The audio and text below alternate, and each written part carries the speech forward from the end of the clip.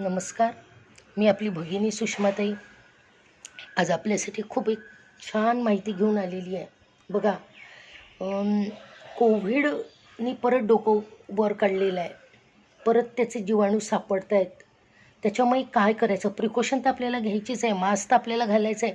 पण मी तुम्हाला जर एक मंत्र सांगते, हा इतका रामबाण मंत्र आहे की 2 वर्षापूर्वी जेव्हा कोविड आल्या, म्हणजे माझ्या आजूबाजूला डेथ झाली होती आणि मी त्या स्त्रियांना पाणी पण पाजलं होतं, पण माझ्यापर्यंत तो येऊ शकला नाही.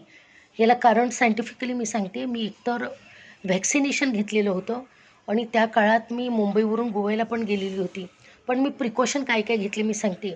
काय करायचं, ग्लासभर पाणी घ्यायचं आणि त्याच्यात मंत्र म्हणायचा आहे धूमावतीचा.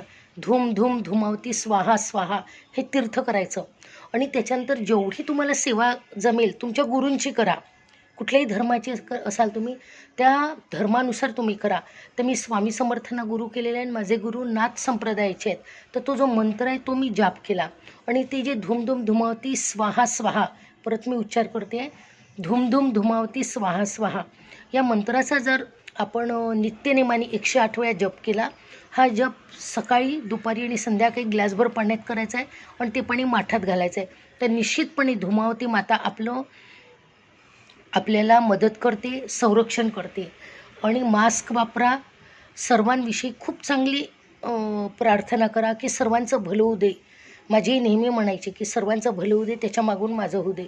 तर हा जर मंत्र आपण जोपासला तर निश्चितपणे आपण पण सुखी राहू, आपल्या कुटुंबाचं पण आपण संरक्षण करू शकतो आणि आपल्या आजूबाजूच्या लोकांना पण आपण ते पॉझिटिव्ह व्हायब्रेशन देऊ शकतो.